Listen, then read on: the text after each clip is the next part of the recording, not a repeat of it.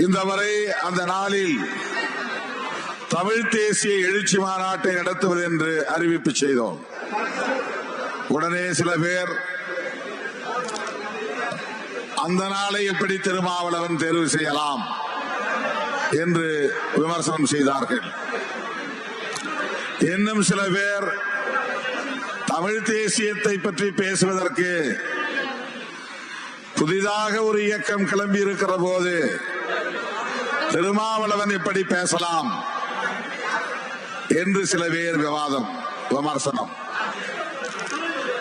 சில பேர் விடுதலை சிறுத்தைகள் கட்சிக்கும் தமிழ் தேசிய அரசியலுக்கும் என்ன சம்பந்தம் என்று விவாதங்களை எழுப்பினார்கள். மே 17ஆம் தேதி நடத்த இயலாத நிலையில் ஆகஸ்ட் 17 ஒவ்வொரு ஆண்டும் தமிழர் எழுச்சி நாள் கொண்டாடுவது வழக்கம். அந்த தமிழர் எழுச்சி நாள் என்று தமிழ் தேசிய எழுச்சி மாநாடு நடத்துவது என்று நாம் அறிவிப்பு செய்திருக்கிறோம்.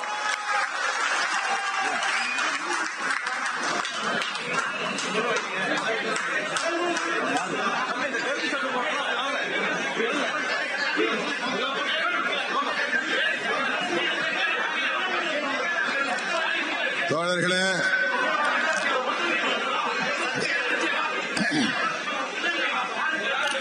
ஆகஸ்ட் 17 என்னுடைய பிறந்த நாள்.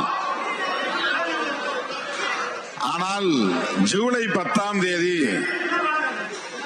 எனக்கு அமித்ஷா வாழ்த்து சொன்னார் என்று காஞ்சிபுரம் மண்டல செயற்குழுவிலே நான் பேசினேன்.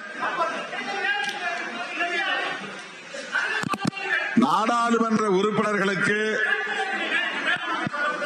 அப்படி வாழ்த்து தெரிவிப்பது வாடிக்கையான ஒன்றுதான்.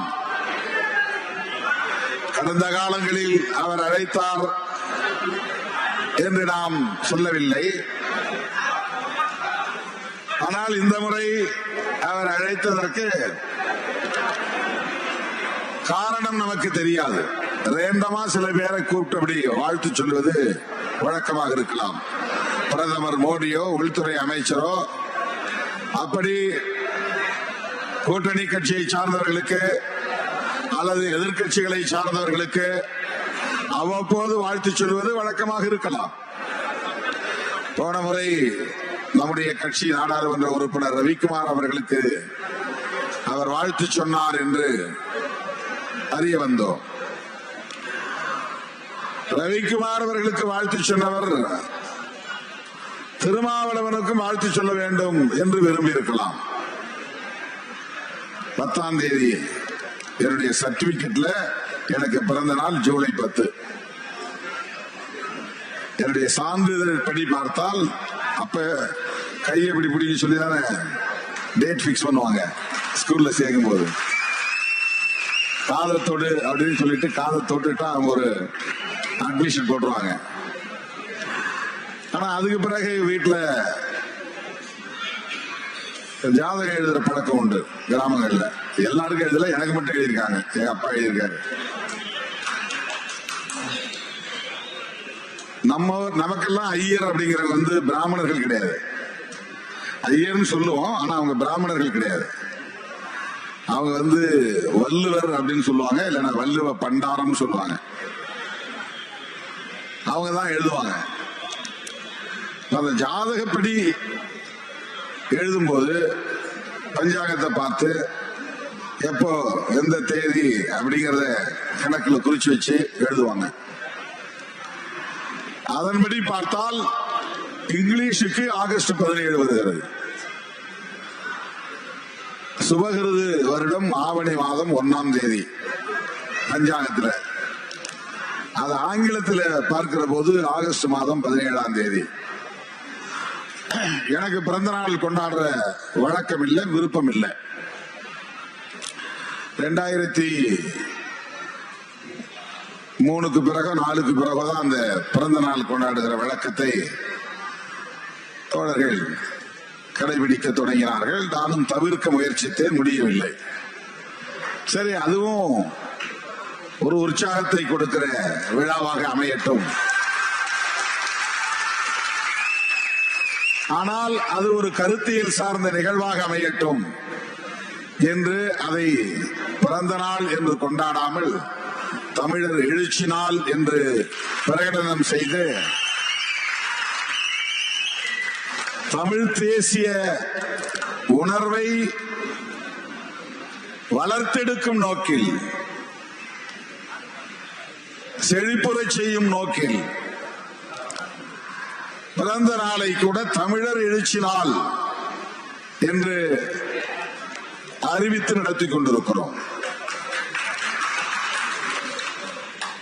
நாம் தமிழ் தேசிய அரசியலை உள்வாங்கியதன் விளைவுதான் நமக்கும் விடுதலை புலிகளுக்கும் இடையிலே உறவு வளர்ந்தது. நாம் தமிழ் தேசிய அரசியலை பேசுவதால் தான் அண்ணன் பிரபாகரன் திருமாவளவனை அடையாளம் கண்டார். தமிழ்நாட்டில் திருமாவளவனை ஒரு குறிப்பிட்ட சாதி அடையாளத்தோடு எல்லோரும் பார்த்தபோது திருமாவளவனை ஒரு தமிழனாக பார்த்தவர் அண்ணன் பிரபாகரன் அவர்கள்.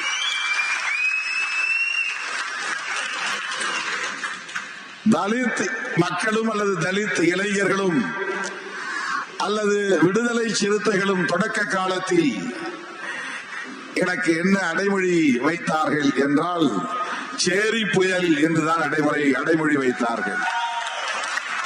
சேரி புயல் இரா திருமாவளவன் என்றுதான் மதுரை வீதிகளில் சுவரொட்டிகளில் அச்சிட்டு ஒட்டுவார்கள். சுவரொட்டியில் மட்டுமல்ல, சுவர் விளம்பரங்களில் எழுதுவார்கள். அப்படி சேரி புயல் இரா திருமாவளவன் என்று இருந்த என்னை இந்த தமிழ் தேசிய அரசியல் எழுச்சி தமிழர் திருமாவளவன் என்று அழைக்கும் நிலையை உருவாக்கியது. அமெரிக்காவிலே நியூயார்க்கில் நடைபெற்ற ஒரு விழாவில் தமிழகத்திலிருந்து அங்கே சென்று வாழ்ந்து கொண்டிருக்கிற தமிழர்கள் நடத்திய விழாவில் செந்தமிழ் காவலர் என்று எனக்கு அடைமொழி தந்தார்கள், பட்டம் தந்தார்கள்.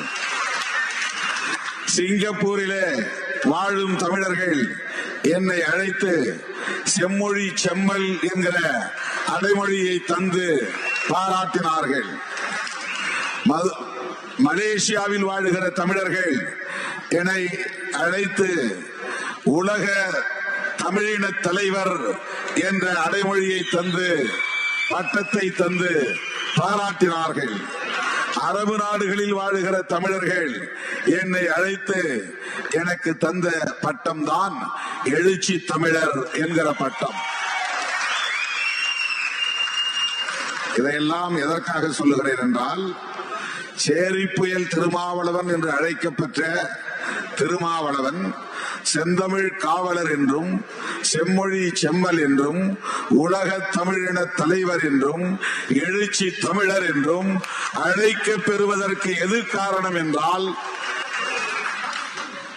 இந்த இயக்கம் உள்வாங்கி இருக்கிற தமிழ் தேசிய அரசியல் தான்.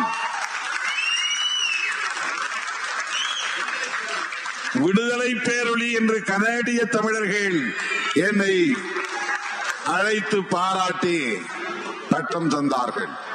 தோழர்களே, இதை நான் பெருமைக்காக சொல்லவில்லை. இது பல பேருக்கு உங்களுக்கே தெரிந்திருக்காது. இந்த பட்டங்கள் எல்லாம் எனக்கு உலகத் தமிழர்களால் வழங்க பெற்றன என்பது உங்களுக்கே தெரியாது. நான் எங்கும் அதை பயன்படுத்திக் கொண்டதில்லை. இது சிறுத்தைகள் கொடுத்த பட்டம் இல்லை. சிறுத்தைகள் எனக்கு கொடுத்த பட்டம் சேரி புயல் என்பதுதான். ஆனால் இப்போது நான் சொன்ன பட்டங்கள் எல்லாம் உலகத் தமிழர்கள் எனக்கு தந்த பட்டங்கள். அதற்கு காரணம் திருமாவளவன் ஒட்டுமொத்த தமிழ் சமூகத்திற்குமான ஒரு தலைவர், தமிழ் இனத்தின் நல தமிழீழ விடுதலைக்கான களத்தில் நிற்கும் ஒரு தோழன் என்ற புரிதலின் அடிப்படையில் தான். ஆனால் இன்றைக்கு சில பேர் நீங்க என்ன சார் திடீர்னு தமிழ் தேசியம் பேச ஆரம்பிச்சிட்டீங்க அப்படிங்கிறாங்க. இப்ப நான் சொன்ன இந்த வரலாறு எதுவுமே அவர்களுக்கு தெரியாது. உலக தமிழர்கள் அழைத்து என்னை சிறப்பித்த அந்த காலகட்டங்களில் அவர்களுக்கு 2 வயசோ 3 வயசோ இருந்திருக்கும். ஊடகவியலாளர்களுக்கு 2 வயசு 3 வயசு குழந்தைகளை கிராமத்தில் என்ன சொல்லுவாங்கன்னா, கண்ணு முழிக்காத குஞ்சு கொள்ளவான்னு கிளம்பாங்க.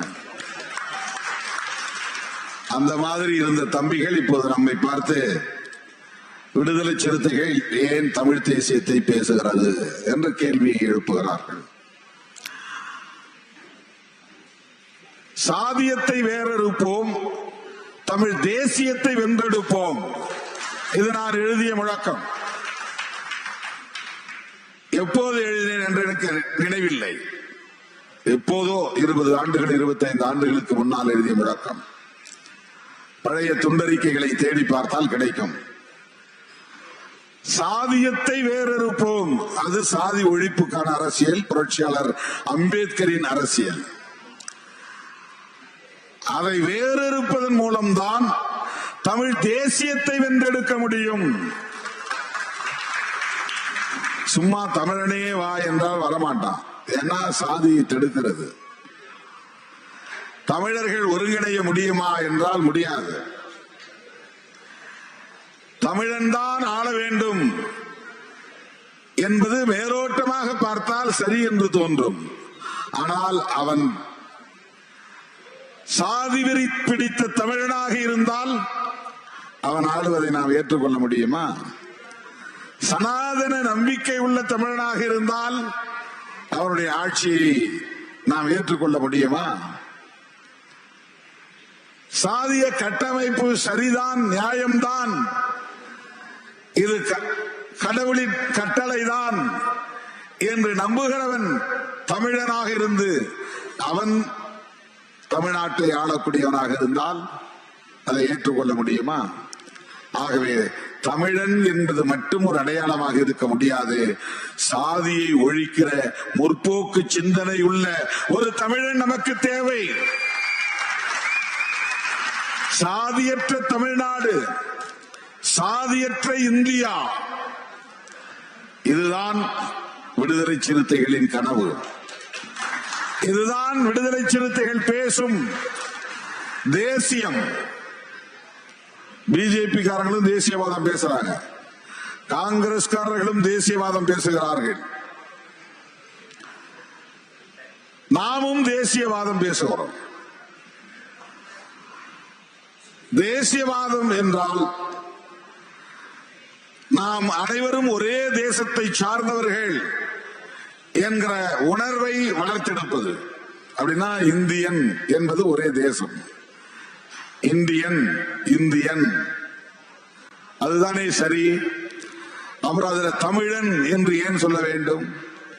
தெலுங்கன் என்று ஏன் சொல்ல வேண்டும்? மலையாளி என்று ஏன் சொல்ல வேண்டும்? இந்த அடையாளம் ஏற்பது சரியா என்ற கேள்விகள் எழும். எல்லாவற்றையும் புரட்சியாளர் அம்பேத்கருடைய பார்வையில் இருந்து நம்மால் தீர்வு காண முடியும். புரட்சியாளர் அம்பேத்கர் தன்னுடைய மொழி மராத்திய மொழி, பெருமைக்குரிய மொழி, பாரம்பரியமுள்ள மொழி என்று மொழி பெருமை பேசியவர் இல்லை. என்னுடைய மாநிலம் மராட்டிய மாநிலம், இந்த மாநிலத்திற்கென்று ஒரு பாரம்பரியம் உண்டு, பெருமை உண்டு. நான் மராட்டி என்றவர் மாநில பெருமை பேசியவர் இல்லை, மண்ணின் பெருமை பேசியவர் இல்லை. நான் இந்த சாதி, என் சாதியின் பெயர் மகர், இந்த மகர் என்கிற பெயரில் இருந்துதான் மகர் ராஷ்டிரா என்று உருவானது என்று சாதி பெருமையை, அவர் சாதி பெருமையை பேசியவர் இல்லை. நான் இந்து, இந்து மதத்திற்கென்று ஒரு பாரம்பரியம் இருக்கிறது. என்னுடைய பெற்றோர் ராம்ஜி சக்பால், ரமாபாய் என்றெல்லாம் பெயர் வைத்திருக்கிறார்கள். இது ராமனை லக்ஷ்மணனை நினைவுபடுத்துகிற பெயர்கள். ராமாயணத்தின் மீதும் மகாபாரதத்தின் மீதும் எங்களுக்கு நம்பிக்கை இருப்பதனால்தான் எனக்கு பீமா ராவ் என்று பீமனின் நினைவாக பெயர் வைத்திருக்கிறார்கள் என்று ராமாயண பெருமையோ மகாபாரத பெருமையோ பேசக்கூடிய ஒரு இந்துத்துவவாதியாக புரட்சியாளர் அம்பேத்கர் எந்த இடத்திலும் தன்னை அடையாளப்படுத்திக் கொள்ளவில்லை. இதெல்லாம் இன்றைக்கு எல்லோராலும் பேசப்படுகிற அடையாள அரசியல். பிஜேபி காரங்களாம் நாங்க இந்து, உடனே இந்து என்று சொன்னால் அடுத்த கேள்வி என்ன சாதி என்பதுதான். வேற எந்த மதத்திலும் அடுத்து என்ன சாதின்னு கேட்க மாட்டாங்க. முஸ்லீம்னா முடிஞ்சது, முஸ்லீம் அவ்வளவுதான். இந்துன்னு சொல்லிட்டா இந்துல நீ யார் அடுத்த கொஸ்டின் அது வந்துடும். அது சப் கொஸ்டின், துணை கேள்வி வந்துடும். இந்து இந்துன்னா நீ பிராமணனும் இந்துதான், பிராமணர் அல்லாதவர்களும் இந்துதான், தலித்துகளும் இந்து இருக்கிறார்கள், தலித் அல்லாதவர்களும் இந்துக்கள் இருக்கிறார்கள், ஆயிரக்கணக்கான சாதிகள் இருக்கின்றன. அதுல எந்த சாதி சாதி சொன்ன உடனே என்ன சாமி கும்பிடுற, குலசாமி என்ன, இதெல்லாம் வரும். ஆக இந்த அடையாள அரசியலை பேசக்கூடியவர் அல்ல புரட்சியாளர் அம்பேத்கர் அவர்கள். இந்தியாவில் ஜவஹர்லால் நேரு சமகாலத்தில் உலக புகழ்பெற்ற தலைவராக இருந்தார். காந்தியடிகள் உலக புகழ்பெற்ற தலைவராக மிளிர்ந்தார். அந்த காலத்தில் தான் அன்றைய சமகாலத்து தலைவராக தோன்றியவர்தான் புரட்சியாளர் அம்பேத்கர் அவர்கள். ஆனால் காந்தியடிகளுக்கும் ஜவஹர்லால் நேரு அவர்களுக்கும் அவர்களது சமகாலத்து தலைவர்கள் யாருக்கும் தோன்றாத சிந்தனை, இந்த தேசம் ஒரு தேசமாக இல்லை என்கிற சிந்தனை. பல்வேறு மொழிகள் பேசுகிற மக்கள் இங்கே வாழுகிறார்கள். மொழிகளின் அடிப்படையில் பல்வேறு தேசிய இனங்களாக இந்த தேசத்தில் மக்கள் சிதறி கிடக்கிறார்கள். பல்வேறு மதங்களை ஏற்றுக்கொண்ட மக்கள் இந்த மண்ணில் வாழ்கிறார்கள். இவர்களிடத்தில் உயர்வு தாழ்வு உளவியல் கட்டமைக்கப்பட்டிருக்கிறது. பரப்பால் உயர்ந்தவன் பரப்பால் தாழ்ந்தவன் என்கிற சமூக கட்டமைப்பு இங்கே நீண்ட நெடுங்காலமாக உறுதிப்பட்டு கெட்டித்தட்டி இறுகி கிடக்கிறது. இதனால் கோடிக்கணக்கான மக்கள்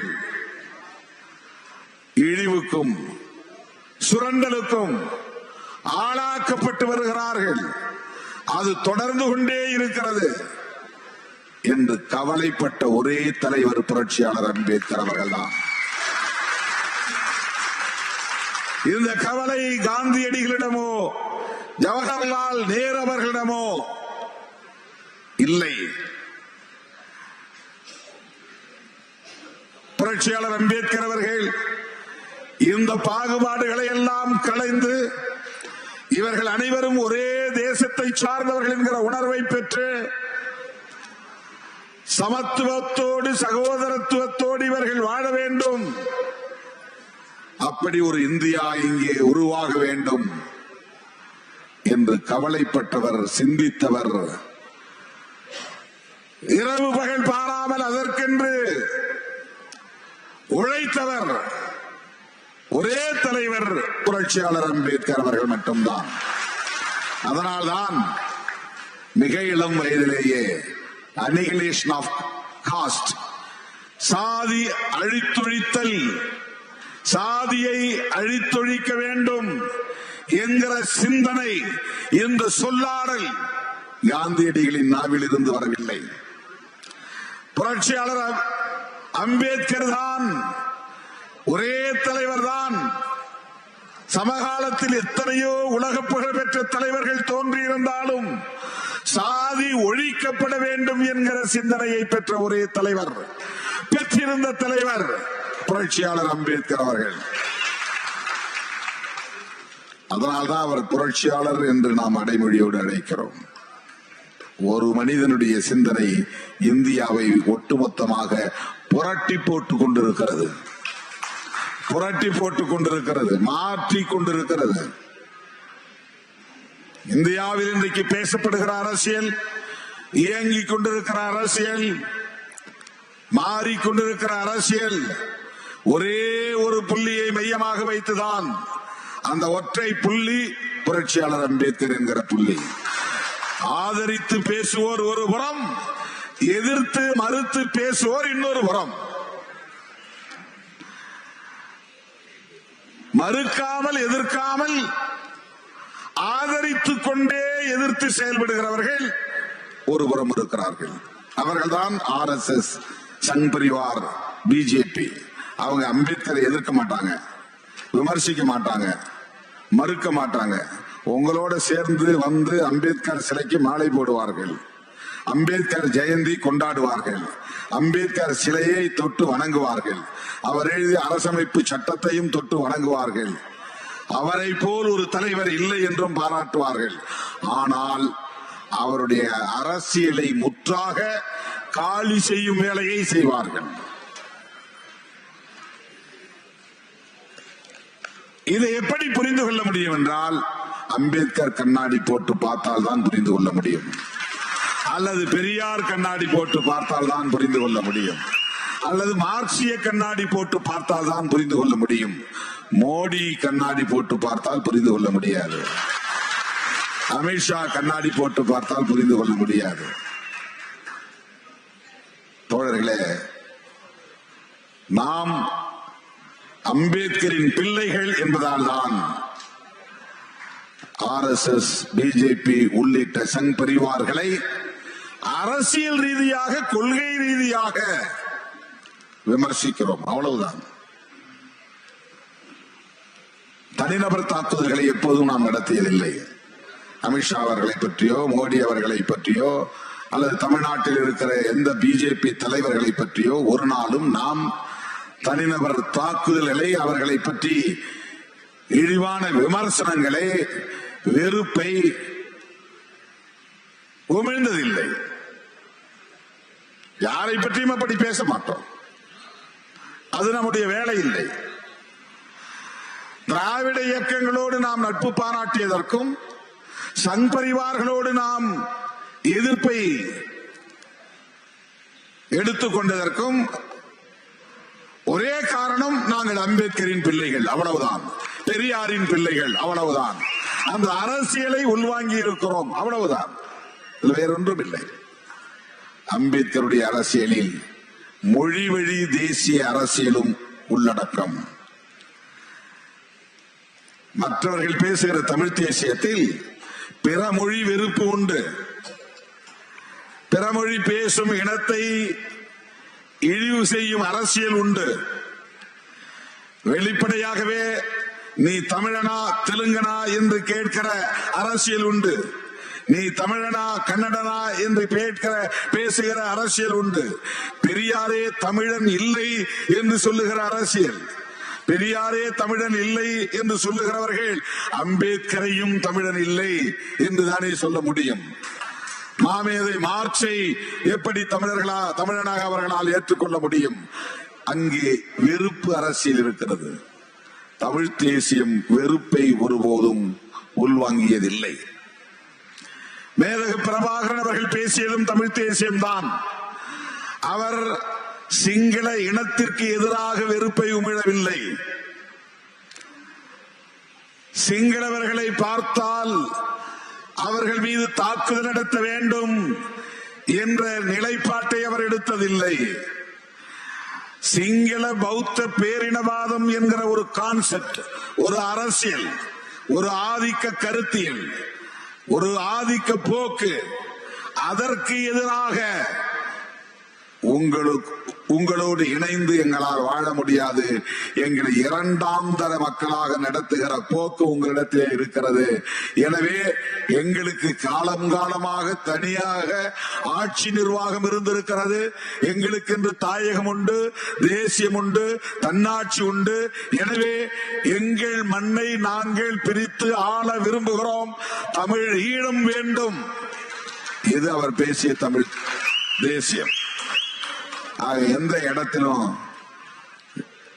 சிங்களவர்களை எதிரான வெறுப்பை, அவர்கள் சிங்களவர்களுக்கு எதிரான வெறுப்பை அவர்கள் உமிழ்ந்ததில்லை. சாதாரண உழைக்கும் சிங்களவர்களை அவர்கள் படுகொலை செய்ததில்லை.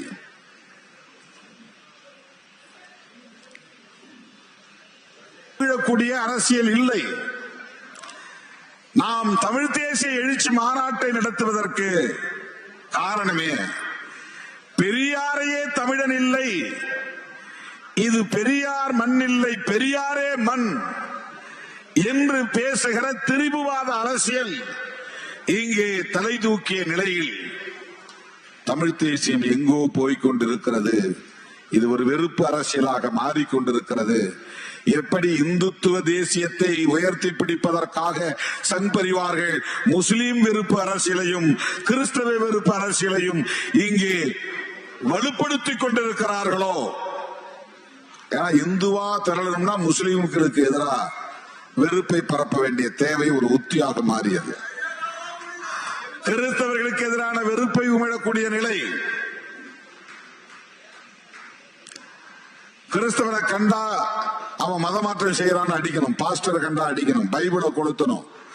முஸ்லீமை கண்டா இவன் எல்லாரையும் துப்பி போட்டு முஸ்லீமா மாற்றிட்டு இருக்கிறான், அதனால அவன் மாஸ்க் உடைய, இந்த மசூதி இந்து கோவில் இருந்த இடம் என்று சொல். இப்படி ஒரு அரசியல். முஸ்லீம் வெறுப்பு பாபர் மசூதி இடிப்பு வரை போனது. ஆயிரக்கணக்கான முஸ்லீம்களை படுகொலை செய்ய வைத்தது. RSS பிஜேபி முன்னெடுக்கிற தேசியவாதம் இந்தியாவை இந்துக்களுக்கான தேசமாக மாற்றுவதுதான். இங்கே முஸ்லிம்களுக்கு வேலை இல்லை, கிறிஸ்தவர்களுக்கு வேலை இல்லை, இது இந்துக்களுக்கான நாடு என்று சொல்லுவதுதான். அது இந்துத்துவ தேசியவாதம். அம்பேத்கர் அப்படி மதவழி தேசியவாதத்தை ஒருபோதும் ஏற்றுக்கொண்டதில்லை. மொழிவழி தேசியவாதத்தை பெரிதாக அவர் பேசவில்லை. ஆனால் ஒவ்வொரு மொழிக்குமான உரிமை, மொழி உரிமை, இன உரிமை பாதுகாக்கப்பட வேண்டும். ஒரு இடத்திலே சொல்லுகிறார், வடநாடு தென்னாடு என்கிற பேதம் இங்கே வளர்வது நல்லதில்லை, வட இந்தியா தென்னிந்தியா என்று இது பிரிந்துவிடக் கூடாது. ஆகவே வடக்கே டெல்லியில் சில காலமும் தெற்கே ஹைதராபாத்தில் சில காலமும் இந்தியாவின் தலைநகரம் இயங்க வேண்டும், இந்தியாவுக்கு 2 தலைநகரம் வேண்டும் என்று சொன்னவர் புரட்சியாளர் அம்பேத்கர் அவர்கள். ஏன்னா ஒரே இந்தியாவா இருக்கணும், இந்தியா மேலும் 2ஆ உடைஞ்சிடக்கூடாதுன்னு நினைச்சவர் அம்பேத்கர். ஏற்கனவே பாகிஸ்தான் பிரிஞ்சு போச்சு, மேற்கு பாகிஸ்தான் கிழக்கு பாகிஸ்தான் என்று. இந்தியா சுதந்திரம் அடைந்த போது வெள்ளைக்காரன் வெளியேறிய பிறகு மிக பெரும் புரட்சி வெடித்து 2 நாடுகளாக மாறி 3 நாடுகளாக மாறிவிட்டன. மேற்கு பாகிஸ்தான் தான் இப்ப பாகிஸ்தானாக இருக்கிறது, கிழக்கு பாகிஸ்தான் வங்கதேசமாக மாறிவிட்டது. பங்களாதேஷ் அது கிழக்கு பாகிஸ்தான் என்று அழைக்கப்பட்ட காலம். ஆகவே மதவழி தேசியம் புரட்சியாளர் அம்பேத்கர் அவர்களால் ஏற்றுக்கொள்ளப்படவில்லை. அவர் எழுதிய அரசமைப்பு சட்டத்தில் புதிதாக உருவாக போகிற இந்தியா செக்யூலர் இந்தியா என்று பதிவு செய்திருக்கிறார். மதசார்பற்ற இந்தியா.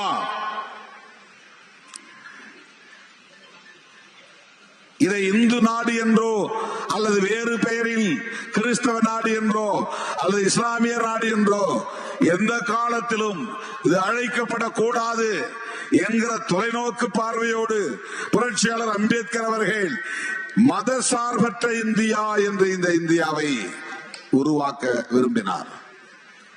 இதுதான் அம்பேத்கரின் அரசியல்.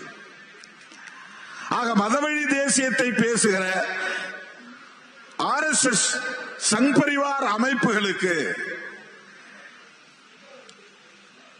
எதிர் அரசியல் என்னவாக இருக்க முடியும்? மொழிவழி தேசியம்தான் எதிர் அரசியல். நீ என்னை இந்துவாக இரு என்று சொல்கிறாய், நான் தமிழனாக உணர்ந்து இந்தியனாக வாழ விரும்புகிறேன் என்பதுதான் மொழிவழி தேசியத்தின் அரசியல். அப்படின்னா இந்தியாவை என் தேசமாக ஏற்றுக்கொள்கிறேன், ஆனால் எனக்கான இன அடையாளம் தமிழன் என்பதுதான். இது முரண்பாடானது இல்லை. ஏனென்றால் அரசமைப்பு சட்டத்தை ஏற்றுக்கொண்டு பேசுகிற தமிழ் தேசியம். அரசமைப்பு சட்டத்தை ஏற்க மாட்டோம், நாடாளுமன்ற ஜனநாயகத்தை ஏற்க மாட்டோம், நாடாளுமன்ற தேர்தலில் பங்கேற்க மாட்டோம், சட்டமன்ற தேர்தலில் பங்கேற்க மாட்டோம், உள்ளாட்சி தேர்தலில் பங்கேற்க மாட்டோம், டெல்லியை தலைநகராக ஏற்றுக்கொள்ள மாட்டோம், இந்த தேசிய கொடியை எங்கள் தேசிய கொடியாக ஏற்றுக்கொள்ள மாட்டோம், நீ பாடுகிற தேசிய கீதத்தை நாங்கள் பாட மாட்டோம், நீங்கள் பாடுகிற வந்தே மாதரத்தை நாங்கள் பாட மாட்டோம். ஏனென்றால் நாங்கள் தனி தமிழ்நாடு வென்றெடுக்க விரும்புகிறோம். இது ஒரு தமிழ் தேசியம். இப்படி நாம் பேசவில்லை. நாம் புரட்சியாளர் அம்பேத்கர் கண்ட கனவை நனவாக்குவதற்காக சாதி ஒழிக்க பெற்ற ஒரு இந்தியாவை கட்டமைக்க விரும்புகிறோம். இந்தியா முழுவதும் சாதிகள், பல்லாயிரக்கணக்கான சாதிகள் மக்களை பிளவுபடுத்தி வைத்திருக்கின்றன. இந்த சாதிய கட்டமைப்பு நீர்த்து போக வேண்டும். அதற்கு இந்தியா என்கிற ஒரு வடிவம் தேவைப்படுகிறது. இந்தியா எப்படி வேணாலும் போட்டும், தமிழ்நாட்டை மட்டும் தனியா நாம பிரிச்சுக்கிட்டா தமிழ்நாட்டுக்குள்ள சாதியை ஒழிச்சிட முடியும் அப்படின்னு நாம சாதிக்க முடியாது. இந்தியா முழுவதும் அரசமைப்பு சட்டத்தை பாதுகாப்பதன் மூலம், மெல்ல மெல்ல அதனுடைய விழுமியங்களை பாதுகாப்பதன் மூலம் இந்தியாவுக்குள் சாதிய கட்டமைப்பை எதிர்காலத்தில் நேர்த்து போக செய்ய முடியும். அது வீரியம் குறைந்து போகும். பேர் இருந்துகிட்டே இருக்கும், வீரியம் இருக்காது.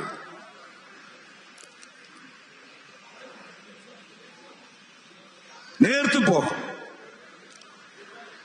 அது அரசமைப்பு சட்டத்தை உறுதியாக நடைமுறைப்படுத்தினால் ஏற்று போகும். அதுதான் அந்த அரசமைப்பு சட்டத்தை ஏற்றுக்கொள்ளக்கூடியவர்கள் தான் புரட்சியாளர் அம்பேத்கரின் பிள்ளைகளான விடுதலை சிறுத்தைகள்.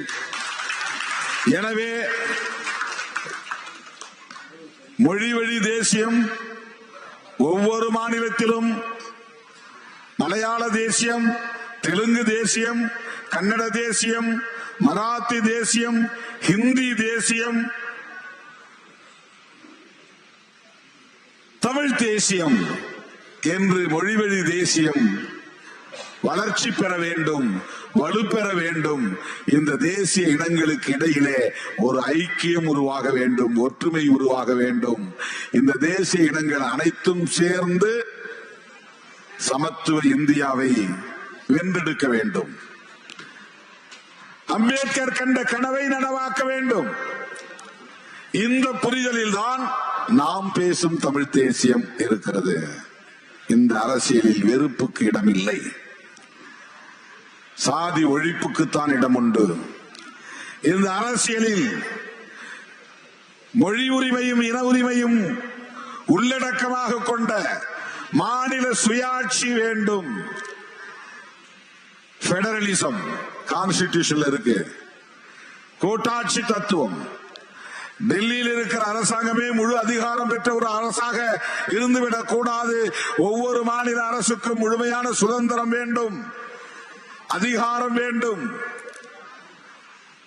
இந்த மாநில அரசுகள் வலிமையோடு இருப்பதன் மூலம்தான் டெல்லி அரசு என்பது வலிமையாக இருக்க முடியும். இதுதான் பெடரல் ஸ்ட்ரக்சர், இதுதான் கூட்டாட்சி தத்துவம். ஆகவே அரசமைப்பு சட்டம் சொல்லுகிற கூட்டாட்சி தத்துவம் இங்கே வலிமை பெற வேண்டுமானால் மாநில சுயாட்சி வேண்டும். ஒவ்வொரு மாநிலத்திற்கும் வேண்டும். கேரளாவுக்கும் வேண்டும், கர்நாடகாவுக்கும் வேண்டும், ஆந்திராவுக்கும் வேண்டும், மகாராஷ்டிராவுக்கும் வேண்டும் என்று சொல்லுவதுதான் சிறுத்தைகள் பேசும் அரசியல், மாநில சுயாட்சி அரசியல். ஆகவே நம்முடைய தமிழ் தேசியம் என்பது இரண்டு கூறுகளை கொண்டது. ஒன்று, கூட்டாட்சி தத்துவத்தை வலுப்படுத்துவதற்கு ஏற்ப மாநில சுயாட்சி வேண்டும். இரண்டாவது, மதவழி தேசியம் கூடாது, மொழிவழி தேசியத்தின் மூலம் சாதி ஒழிப்பை முன்னிறுத்துகிற தேசியம். இந்த இரண்டு கூறுகளை நாம் செழுமைப்படுத்த வேண்டும் என்கிற நோக்கில்தான் இந்த தமிழ் தேசிய எழுச்சி மாநாட்டை அறிவித்திருக்கிறோம். எனவே மேற்கு மாவட்டங்களில் இருந்து குறைந்தது 2 லட்சம் பேராவது பங்கேற்க வேண்டும். மாநாட்டில் கலந்து கொள்வீர்களா? பங்கேற்பீர்களா? வெற்றி பெற செய்வீர்களா? தமிழக அரசியல் களத்தில் தாக்கத்தை ஏற்படுத்துவோமா? நாம் கருத்தியல் சார்ந்து இயங்கக்கூடியவர்கள் என்பதை மீண்டும் மீண்டும் உறுதிப்படுத்துவோமா? நம்முடைய இயக்கம் தேர்தலுக்காக உருவாக்கப்பட்ட இயக்கம் இல்லை, மக்களின் தேவைக்காக உருவாக்கப்பட்ட இயக்கம். நம்முடைய இயக்கம் பதவி பவிசுகளுக்காக உருவாக்கப்பட்ட இயக்கம் இல்லை, மக்களின் பாதுகாப்புக்காக உருவாக்கப்பட்ட இயக்கம்.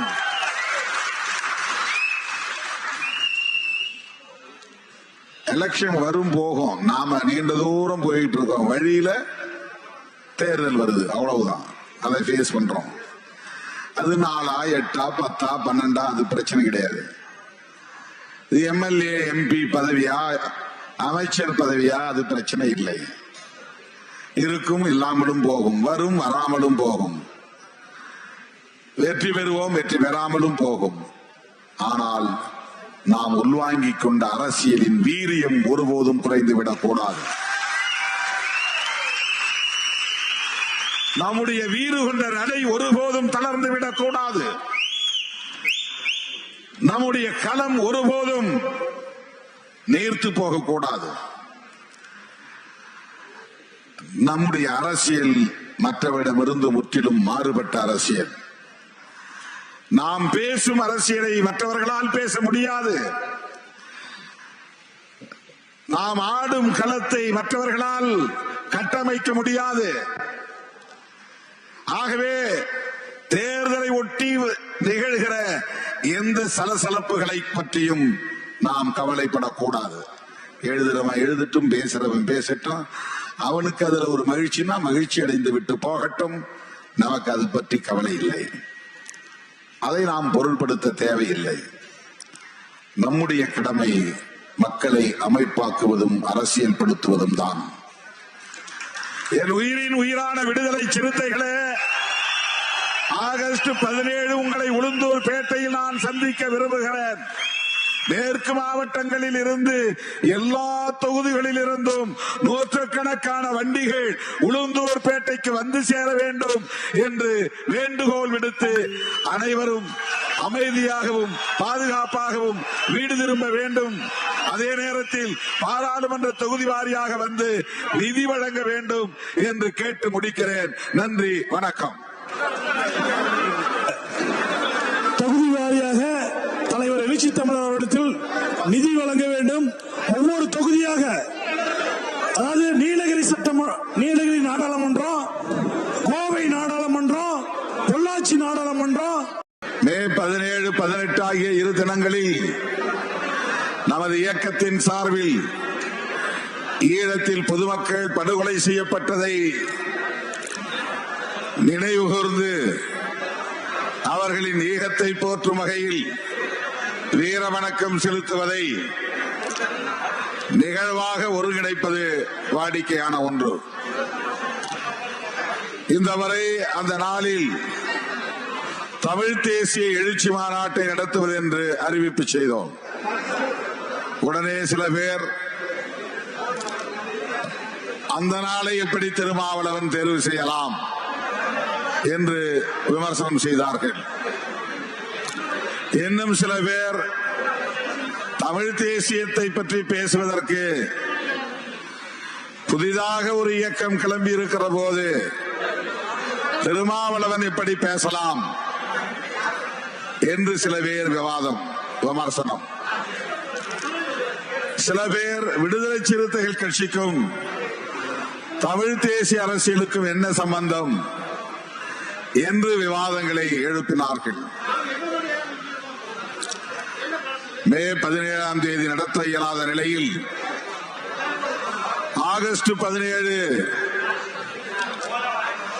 ஒவ்வொரு ஆண்டும் தமிழர் எழுச்சி நாள் கொண்டாடுவது வழக்கம். அந்த தமிழர் எழுச்சி நாள் என்று தமிழ் தேசிய எழுச்சி மாநாடு நடத்துவது என்று நாம் அறிவிப்பு செய்திருக்கிறோம்.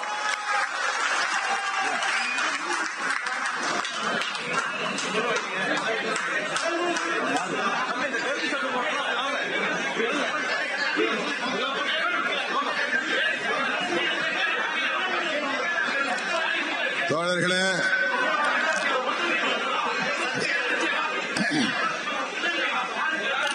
ஆகஸ்ட் 17 என்னுடைய பிறந்த நாள். ஆனால் ஜூலை 10ஆம் தேதி எனக்கு அமித்ஷா வாழ்த்து சொன்னார் என்று காஞ்சிபுரம் மண்டல செயற்குழுவிலே நான் பேசினேன். நாடாளுமன்ற உறுப்பினர்களுக்கு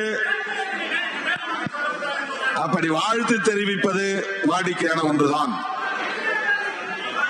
கடந்த காலங்களில் அவர் அழைத்தார் என்று நாம் சொல்லவில்லை. ஆனால் இந்த முறை அவர் அழைத்ததற்கு காரணம் நமக்கு தெரியாது. ரேண்டமா சில பேரை கூப்பிட்டபடி வாழ்த்து சொல்வது வழக்கமாக இருக்கலாம். பிரதமர் மோடியோ உள்துறை அமைச்சரோ அப்படி கூட்டணி கட்சியை சார்ந்தவர்களுக்கு அல்லது எதிர்கட்சிகளை சார்ந்தவர்களுக்கு அவ்வப்போது வாழ்த்து சொல்வது வழக்கமாக இருக்கலாம். போன முறை நம்முடைய கட்சி நாடாளுமன்ற உறுப்பினர் ரவிக்குமார் அவர்களுக்கு அவர் வாழ்த்து சொன்னார் என்று அறிய வந்தோம். ரவிக்குமார் அவர்களுக்கு வாழ்த்து சொன்னவர் திருமாவளவனுக்கும் வாழ்த்து சொல்ல வேண்டும் என்று விரும்பி இருக்கலாம். 10ஆம் தேதி என்னுடைய சர்டிபிகேட்ல எனக்கு பிறந்த நாள் ஜூலை 10.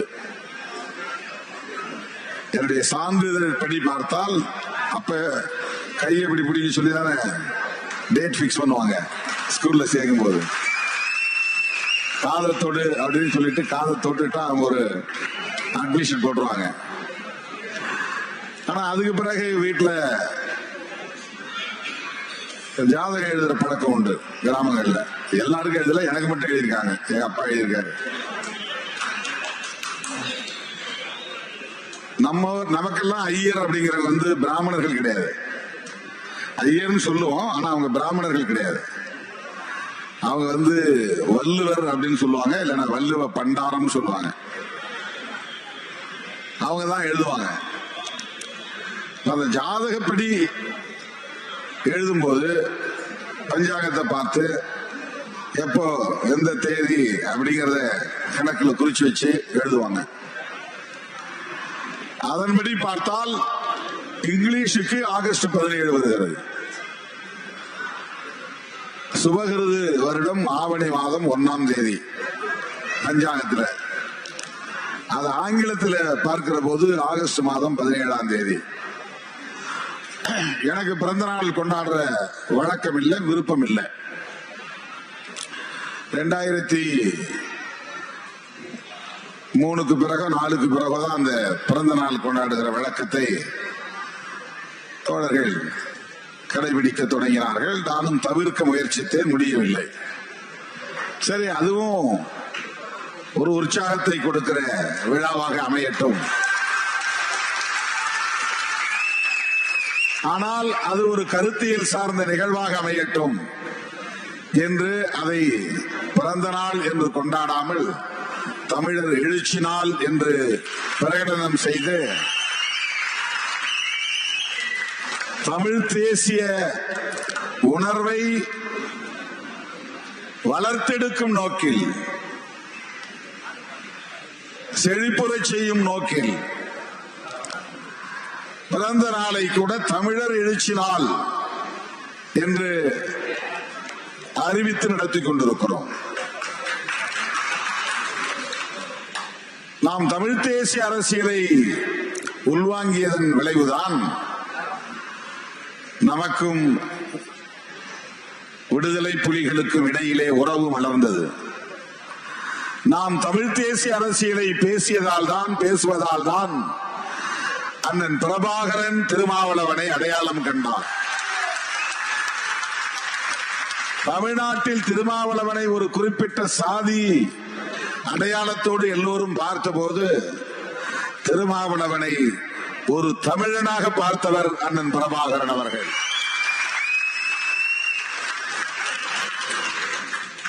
தலித் மக்களும் அல்லது தலித் இளைஞர்களும் அல்லது விடுதலை சிறுத்தைகளும் தொடக்க காலத்தில் எனக்கு என்ன அடைமொழி வைத்தார்கள் என்றால் சேரி புயல் என்றுதான் அடைமொழி வைத்தார்கள்.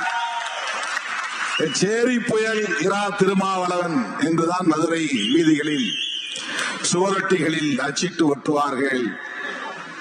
சுவரொட்டியில் மட்டுமல்ல, சுவர் விளம்பரங்களில் எழுதுவார்கள்.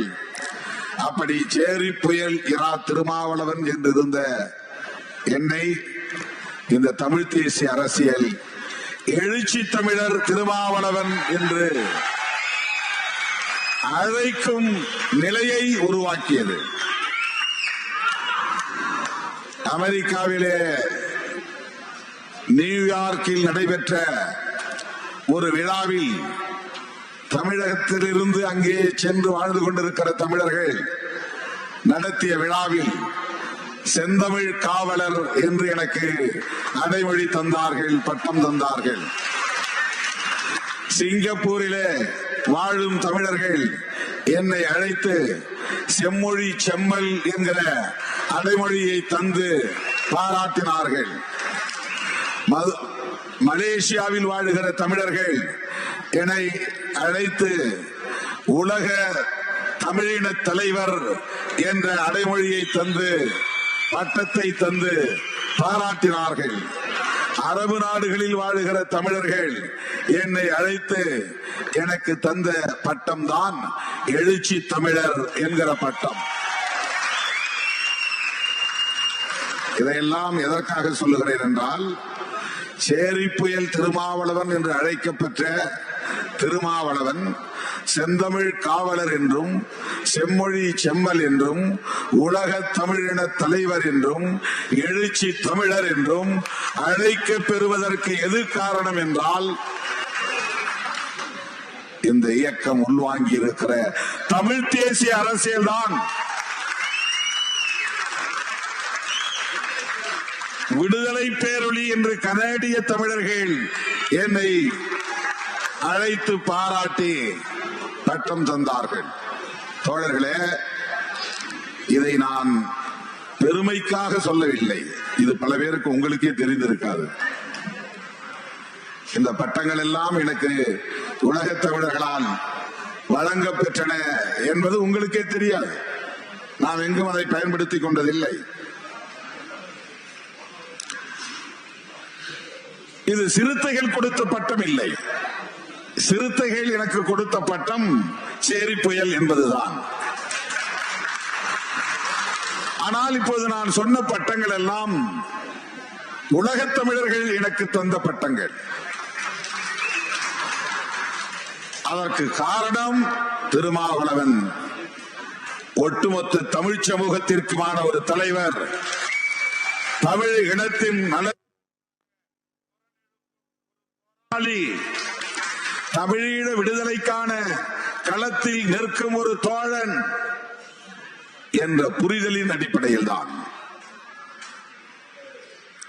ஆனால் இன்றைக்கு சில பேர், நீங்க என்ன சார் திடீர்னு தமிழ் தேசியம் பேச ஆரம்பிச்சிட்டீங்க அப்படிங்கிறாங்க.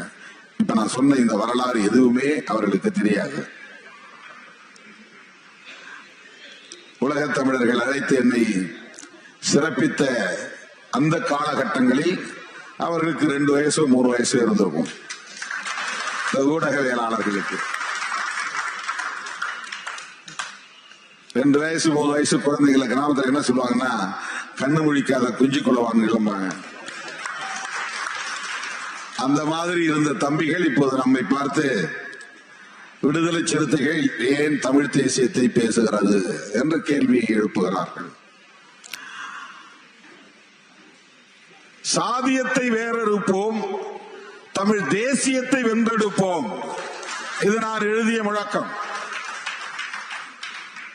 எப்போது எழுதினேன் என்று எனக்கு நினைவில்லை.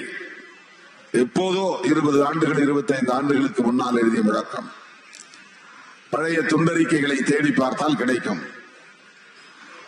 சாதியத்தை வேறறுப்போம், அது சாதி ஒழிப்புக்கான அரசியல், புரட்சியாளர் அம்பேத்கரின் அரசியல். அதை வேறறுப்பதன் மூலம்தான் தமிழ் தேசியத்தை வென்றெடுக்க முடியும். சும்மா தமிழனே வா என்றால் வரமாட்டான். ஏன்னா சாதியை தடுக்கிறது. தமிழர்கள் ஒருங்கிணைய முடியுமா என்றால் முடியாது. தமிழன் தான் ஆள வேண்டும் என்பது மேலோட்டமாக பார்த்தால் சரி என்று தோன்றும்.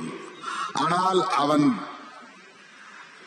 சாதி வெறி பிடித்த தமிழனாக இருந்தால் அவன் ஆளுவதை நாம் ஏற்றுக்கொள்ள முடியுமா? சனாதன நம்பிக்கை உள்ள தமிழனாக இருந்தால் அவருடைய ஆட்சியை நாம் ஏற்றுக்கொள்ள முடியுமா? சாதிய கட்டமைப்பு சரிதான், நியாயம்தான், இது கடவுளின் கட்டளைதான் என்று நம்புகிறவன் தமிழனாக இருந்து அவன் தமிழ்நாட்டை ஆளக்கூடியவனாக இருந்தால் அதை ஏற்றுக்கொள்ள முடியுமா? ஆகவே தமிழன் என்பது மட்டும் ஒரு அடையாளமாக இருக்க முடியாது. சாதியை ஒழிக்கிற முற்போக்கு சிந்தனை உள்ள ஒரு தமிழன் நமக்கு தேவை. சாதியற்ற தமிழ்நாடு, சாதியற்ற இந்தியா, இதுதான் விடுதலை சிறுத்தைகளின் கனவு. இதுதான் விடுதலை சிறுத்தைகள் பேசும் தேசியம். பிஜேபி காரங்களும் தேசியவாதம் பேசுறாங்க, காங்கிரஸ்காரர்களும் தேசியவாதம் பேசுகிறார்கள், நாமும் தேசியவாதம் பேசுகிறோம். தேசியவாதம் என்றால் நாம் அனைவரும் ஒரே தேசத்தை சார்ந்தவர்கள் என்கிற உணர்வை வளர்த்தெடுப்பது. அப்படின்னா இந்தியன் என்பது ஒரே தேசம், இந்தியன் இந்தியன் அதுதானே சரி. அப்புறம் அதுல தமிழன் என்று ஏன் சொல்ல வேண்டும்? தெலுங்கன் என்று ஏன் சொல்ல வேண்டும்? மலையாளி என்று ஏன் சொல்ல வேண்டும்? இந்த அடையாளம் ஏற்பது சரியா என்ற கேள்விகள் எழும். எல்லாவற்றையும் புரட்சியாளர் அம்பேத்கருடைய பார்வையில் இருந்து நம்மால் தீர்வு காண முடியும். புரட்சியாளர் அம்பேத்கர் தன்னுடைய மொழி மராத்திய மொழி, பெருமைக்குரிய மொழி, பாரம்பரியமுள்ள மொழி என்று மொழி பெருமை பேசியவர் இல்லை. என்னுடைய மாநிலம் மராட்டிய மாநிலம், இந்த மாநிலத்திற்கென்று ஒரு பாரம்பரியம் உண்டு, பெருமை உண்டு, நான் மராட்டி என்றவர் மாநில பெருமை பேசியவர் இல்லை, மண்ணின் பெருமை பேசியவர் இல்லை. நான் இந்த சாதி, என் சாதியின் பெயர் மகர், இந்த மகர் என்கிற பெயரில் இருந்துதான் மகர் ராஷ்டிரா என்று உருவானது என்று சாதி பெருமையை, அவர் சாதி பெருமையை பேசியவர் இல்லை. நான் இந்து, இந்து மதத்திற்கென்று ஒரு பாரம்பரியம் இருக்கிறது, என்னுடைய பெற்றோர் ராம்ஜி சக்பால், ரமாபாய் என்றெல்லாம் பெயர் வைத்திருக்கிறார்கள். இது ராமனை லக்ஷ்மணனை நினைவுபடுத்துகிற பெயர்கள். ராமாயணத்தின் மீதும் மகாபாரதத்தின் மீதும் எங்களுக்கு நம்பிக்கை இருப்பதனால்தான் எனக்கு பீமா ராவ் என்று பீமனின் நினைவாக பெயர் வைத்திருக்கிறார்கள் என்று ராமாயண பெருமையோ மகாபாரத பெருமையோ பேசக்கூடிய ஒரு இந்துத்துவவாதியாக புரட்சியாளர் அம்பேத்கர் எந்த இடத்திலும் தன்னை அடையாளப்படுத்திக் கொள்ளவில்லை. இதெல்லாம் இன்றைக்கு எல்லோராலும் பேசப்படுகிற அடையாள அரசியல். பிஜேபி காரங்களாம் நாங்க இந்து, உடனே இந்து என்று சொன்னால் அடுத்த கேள்வி என்ன சாதி என்பதுதான். வேற எந்த மதத்திலும் அடுத்து என்ன சாதின்னு கேட்க மாட்டாங்க. முஸ்லீம்னா முடிஞ்சது, முஸ்லீம் அவ்வளவுதான். இந்துன்னு சொல்லிட்டா இந்துல நீ யார், அடுத்த கொஸ்டின் அது வந்துடும், அது சப் கொஸ்டின், துணை கேள்வி வந்துடும். இந்து, இந்துன்னா நீ பிராமணனும் இந்துதான், பிராமணர் அல்லாதவர்களும் இந்துதான், தலித்துகளும் இந்து இருக்கிறார்கள், தலித் அல்லாதவர்களும் இந்துக்கள் இருக்கிறார்கள், ஆயிரக்கணக்கான சாதிகள் இருக்கின்றன. அதுல எந்த சாதி, சாதி சொன்ன உடனே என்ன சாமி கும்பிடுற, குலசாமி என்ன, இதெல்லாம் வரும். ஆக இந்த அடையாள அரசியலை பேசக்கூடியவர் அல்ல புரட்சியாளர் அம்பேத்கர் அவர்கள். இந்தியாவில் ஜவஹர்லால் நேரு சமகாலத்தில் உலக புகழ்பெற்ற தலைவராக இருந்தார். காந்தியடிகள் உலக புகழ்பெற்ற தலைவராக மிளிர்ந்தார். அந்த காலத்தில் தான் அன்றைய சமகாலத்து தலைவராக தோன்றியவர்தான் புரட்சியாளர் அம்பேத்கர் அவர்கள். ஆனால் காந்தியடிகளுக்கும் ஜவஹர்லால் நேரு அவர்களுக்கும் அவர்களது சமகாலத்து தலைவர்கள் யாருக்கும் தோன்றாத சிந்தனை, இந்த தேசம் ஒரு தேசமாக இல்லை என்கிற சிந்தனை. பல்வேறு மொழிகள் பேசுகிற மக்கள் இங்கே வாழுகிறார்கள். மொழிகளின் அடிப்படையில் பல்வேறு தேசிய இனங்களாக இந்த தேசத்தில் மக்கள் சிதறி கிடக்கிறார்கள். பல்வேறு மதங்களை ஏற்றுக்கொண்ட மக்கள் இந்த மண்ணில் வாழ்கிறார்கள். இவர்களிடத்தில் உயர்வு தாழ்வு உளவியல் கட்டமைக்கப்பட்டிருக்கிறது. பரப்பால் உயர்ந்தவன் பரப்பால் தாழ்ந்தவன் என்கிற சமூக கட்டமைப்பு இங்கே நீண்ட நெடுங்காலமாக உறுதிப்பட்டு கெட்டித்தட்டி இறுகி கிடக்கிறது. இதனால் கோடிக்கணக்கான மக்கள் இழிவுக்கும் சுரண்டலுக்கும் ஆளாக்கப்பட்டு வருகிறார்கள். அது தொடர்ந்து கொண்டே இருக்கிறது என்று கவலைப்பட்ட ஒரே தலைவர் புரட்சியாளர் அம்பேத்கர் அவர்கள்தான். இந்த கவலை காந்தியடிகளிடமோ ஜவஹர்லால் நேரு அவர்களிடமோ இல்லை. புரட்சியாளர் அம்பேத்கர் அவர்கள் இந்த பாகுபாடுகளை எல்லாம் களைந்து இவர்கள் அனைவரும் ஒரே தேசத்தை சார்ந்தவர்கள் என்கிற உணர்வை பெற்று சமத்துவத்தோடு சகோதரத்துவத்தோடு இவர்கள் வாழ வேண்டும், அப்படி ஒரு இந்தியா இங்கே உருவாக வேண்டும் என்று கவலைப்பட்டவர், சிந்தித்தவர், இரவு பகல் பாராமல் அதற்கென்று உழைத்தவர் ஒரே தலைவர் புரட்சியாளர் அம்பேத்கர் அவர்கள் மட்டும்தான்.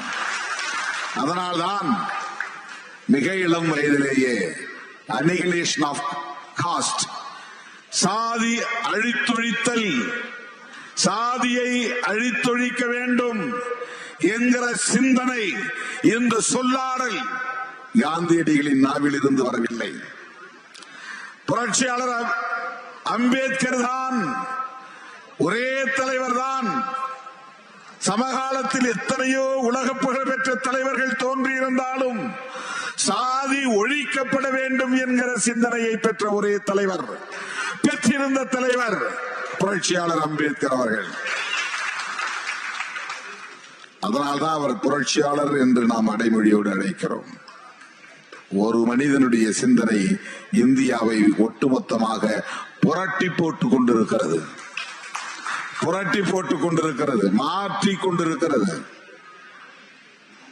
இந்தியாவில் இன்றைக்கு பேசப்படுகிற அரசியல், இயங்கிக் கொண்டிருக்கிற அரசியல், மாறிக்கொண்டிருக்கிற அரசியல் ஒரே ஒரு புள்ளியை மையமாக வைத்துதான். அந்த ஒற்றை புள்ளி புரட்சியாளர் அம்பேத்கர் என்கிற புள்ளி. ஆதரித்து பேசுவோர் ஒரு புறம், எதிர்த்து மறுத்து பேசுவோர் இன்னொரு புறம். மறுக்காமல் எதிர்க்காமல் ஆதரித்துக் கொண்டே எதிர்த்து செயல்படுகிறவர்கள் ஒரு புறம் இருக்கிறார்கள். அவர்கள்தான் RSS, சங் பரிவார், பிஜேபி. அவங்க அம்பேத்கரை எதிர்க்க மாட்டாங்க, விமர்சிக்க மாட்டாங்க, மறுக்க மாட்டாங்க. உங்களோட சேர்ந்து வந்து அம்பேத்கர் சிலைக்கு மாலை போடுவார்கள், அம்பேத்கர் ஜெயந்தி கொண்டாடுவார்கள், அம்பேத்கர் சிலையை தொட்டு வணங்குவார்கள், அவர் எழுதிய அரசமைப்பு சட்டத்தையும் தொட்டு வணங்குவார்கள். அவரை போல் ஒரு தலைவர் இல்லை என்றும் பாராட்டுவார்கள். ஆனால் அவருடைய அரசியலை முற்றாக காலி செய்யும் வேலையை செய்வார்கள். இதை எப்படி புரிந்து கொள்ள முடியும் என்றால், அம்பேத்கர் கண்ணாடி போட்டு பார்த்தால் தான் புரிந்து கொள்ள முடியும், அல்லது பெரியார் கண்ணாடி போட்டு பார்த்தால் தான் புரிந்து கொள்ள முடியும், அல்லது மார்க்சிய கண்ணாடி போட்டு பார்த்தால் தான் புரிந்து கொள்ள முடியும். மோடி கண்ணாடி போட்டு பார்த்தால் புரிந்து கொள்ள முடியாது. அமித்ஷா கண்ணாடி போட்டு பார்த்தால் புரிந்து கொள்ள முடியாது. தோழர்களே, நாம் அம்பேத்கரின் பிள்ளைகள் என்பதால் தான் RSS, பிஜேபி உள்ளிட்ட சங் பரிவார்களை அரசியல் ரீதியாக, கொள்கை ரீதியாக விமர்சிக்கிறோம். அவ்வளவுதான். தனிநபர் தாக்குதல்களை எப்போதும் நாம் நடத்தியதில்லை.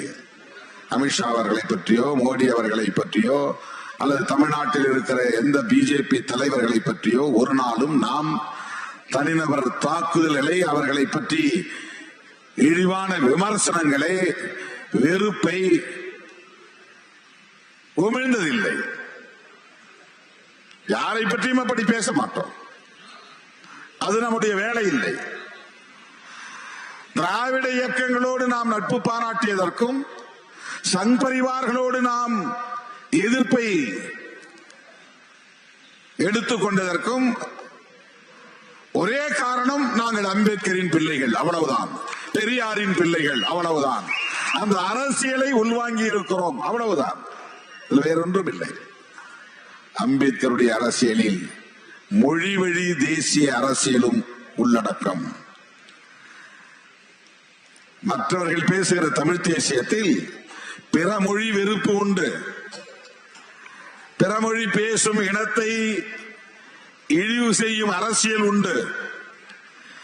வெளிப்படையாகவே நீ தமிழனா தெலுங்கனா என்று கேட்கிற அரசியல் உண்டு. நீ தமிழனா கன்னடனா என்று பேசுகிற அரசியல் உண்டு. பெரியாரே தமிழன் இல்லை என்று சொல்லுகிற அரசியல். பெரியாரே தமிழன் இல்லை என்று சொல்லுகிறவர்கள் அம்பேத்கரையும் தமிழன் இல்லை என்று தானே சொல்ல முடியும். மாமேதை மார்க்சை எப்படி தமிழனாக அவர்களால் ஏற்றுக்கொள்ள முடியும்?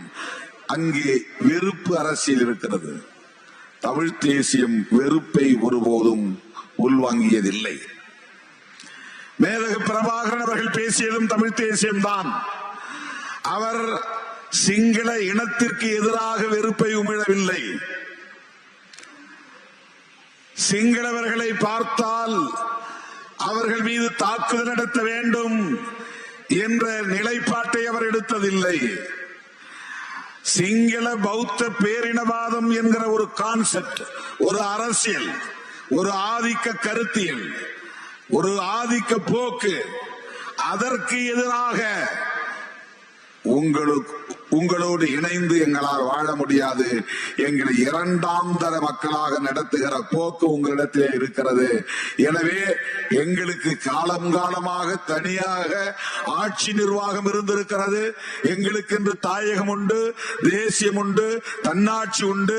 எனவே எங்கள் மண்ணை நாங்கள் பிரித்து ஆள விரும்புகிறோம். தமிழ் ஈழம் வேண்டும். இது அவர் பேசிய தமிழ் தேசியம். எந்த இடத்திலும் சிங்களவர்களை எதிரான வெறுப்பை அவர்கள், சிங்களவர்களுக்கு எதிரான வெறுப்பை அவர்கள் உமிழ்ந்ததில்லை. சாதாரண உழைக்கும் சிங்களவர்களை அவர்கள் படுகொலை செய்ததில்லை.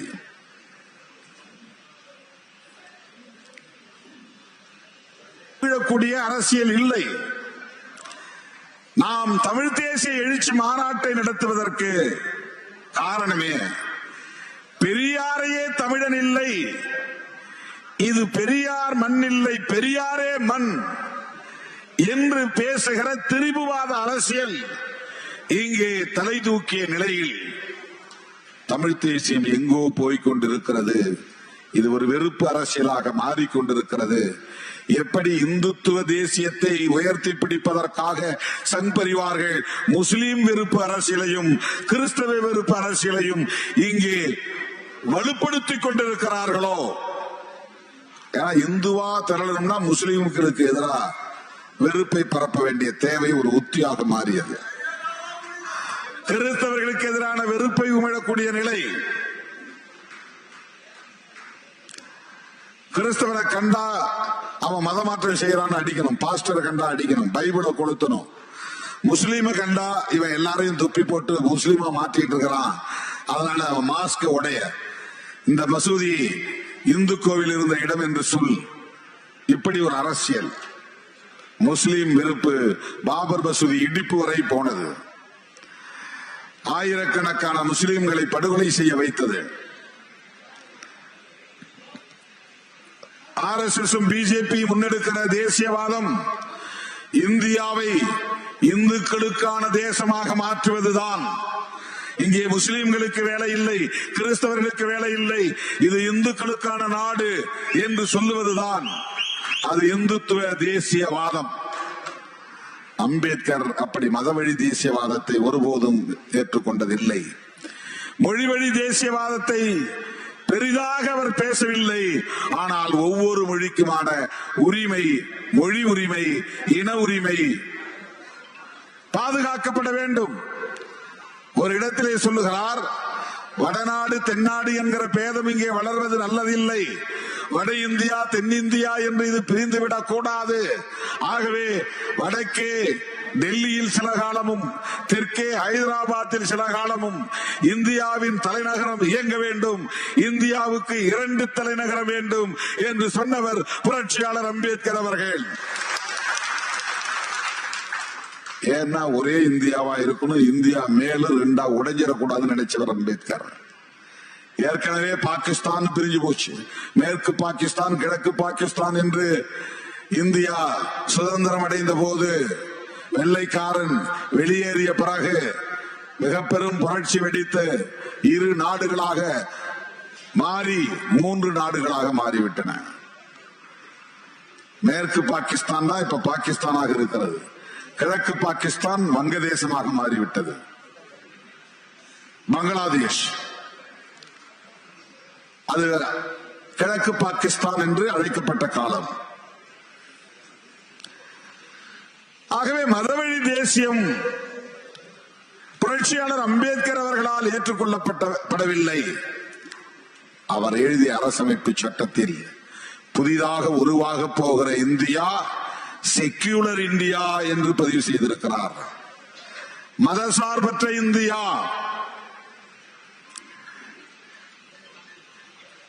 இதை இந்து நாடு என்றோ அல்லது வேறு பெயரில் கிறிஸ்தவ நாடு என்றோ அல்லது இஸ்லாமிய நாடு என்றோ எந்த காலத்திலும் இது அழைக்கப்படக்கூடாது என்கிற தொலைநோக்கு பார்வையோடு புரட்சியாளர் அம்பேத்கர் அவர்கள் மதசார்பற்ற இந்தியா என்று இந்த இந்தியாவை உருவாக்க விரும்பினார்.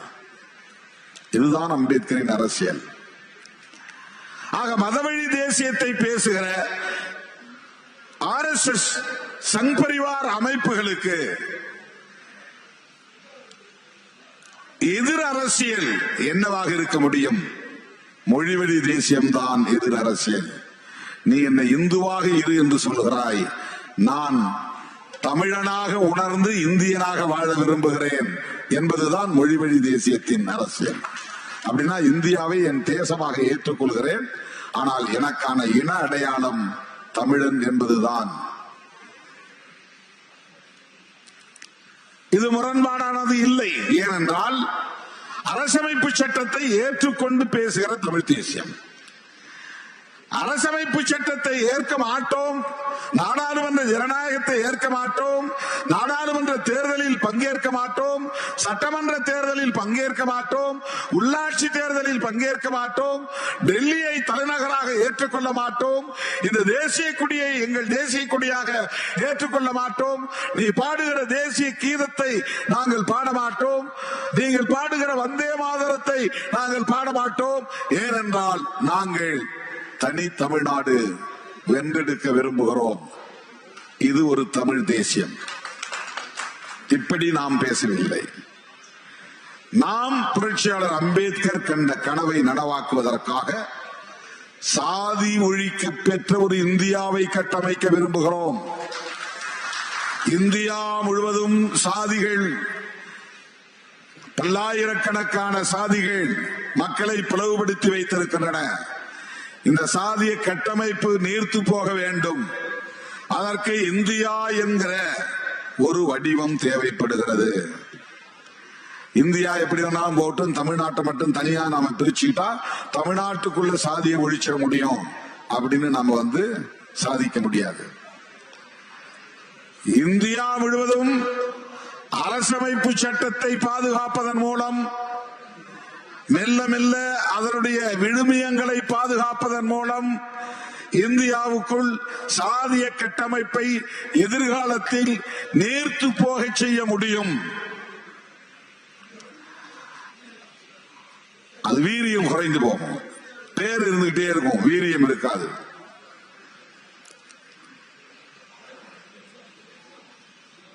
நேர்த்து போகும்.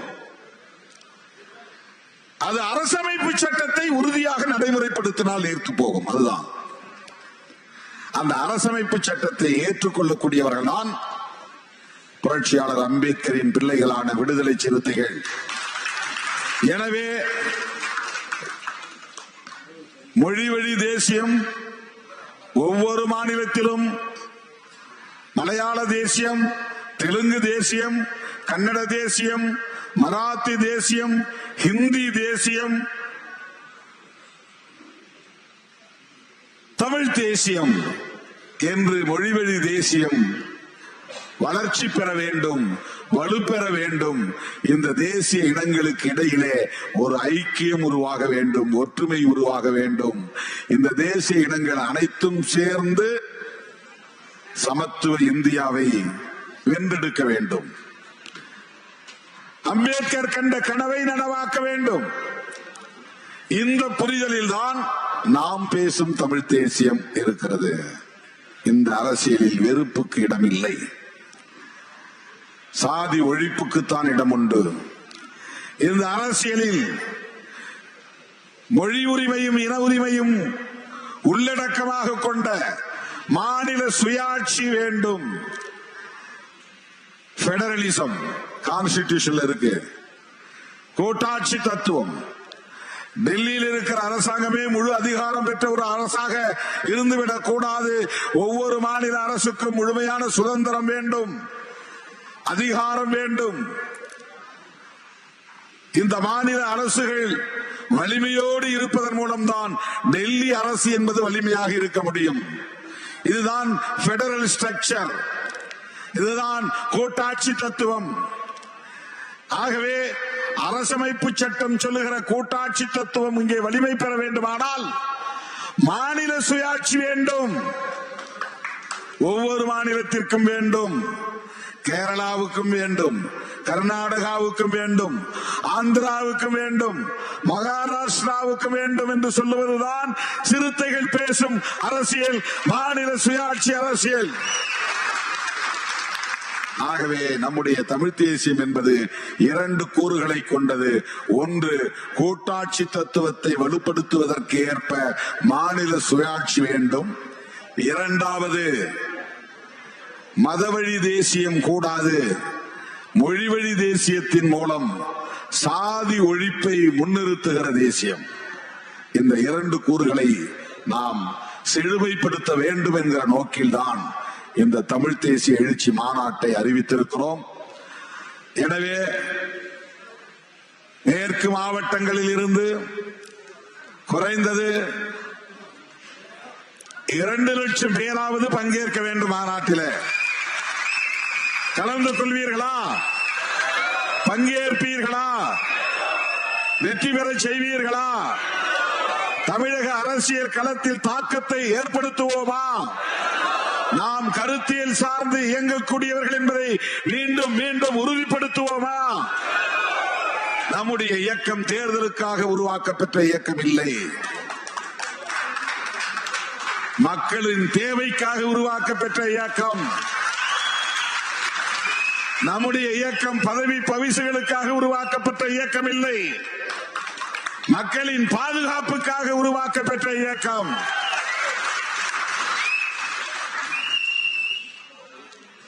எலெக்ஷன் வரும் போகும், நாம நீண்ட தூரம் போயிட்டு இருக்கோம், வழியில தேர்தல் வருது, அவ்வளவுதான். அதை ஃபேஸ் பண்றோம். அது 4, 8, 10, 12 அது பிரச்சனை கிடையாது. இது எம்எல்ஏ எம்பி பதவியா, அமைச்சர் பதவியா, அது பிரச்சனை இல்லை. இருக்கும், இல்லாமலும் போகும், வரும், வராமலும் போகும், வெற்றி பெறுவோம், வெற்றி பெறாமலும் போகும். ஆனால் நாம் உள்வாங்கிக் கொண்ட அரசியலின் வீரியம் ஒருபோதும் குறைந்துவிடக் கூடாது. நம்முடைய வீறு கொண்ட நடை ஒருபோதும் தளர்ந்து விடக் கூடாது. நம்முடைய களம் ஒருபோதும் நேர்த்து போகக்கூடாது. நம்முடைய அரசியல் மற்றவரிடமிருந்து முற்றிலும் மாறுபட்ட அரசியல். நாம் பேசும் அரசியலை மற்றவர்களால் பேச முடியாது.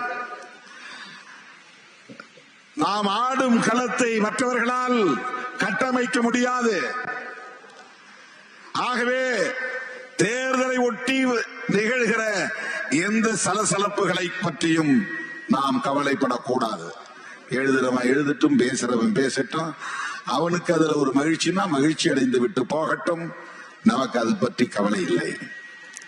அதை நாம் பொருள்படுத்த தேவையில்லை. நம்முடைய கடமை மக்களை அமைப்பாக்குவதும் அரசியல் படுத்துவதும் தான். என் உயிரின் உயிரான விடுதலை சிறுத்தைகளே, ஆகஸ்ட் 17 உங்களை உளுந்தூர் பேட்டையில் நான் சந்திக்க விரும்புகிறேன். மேற்கு மாவட்டங்களில் இருந்து எல்லா தொகுதிகளில் இருந்தும் நூற்றுக்கணக்கான வண்டிகள் உளுந்தூர் பேட்டைக்கு வந்து சேர வேண்டும் என்று வேண்டுகோள் விடுத்து அனைவரும்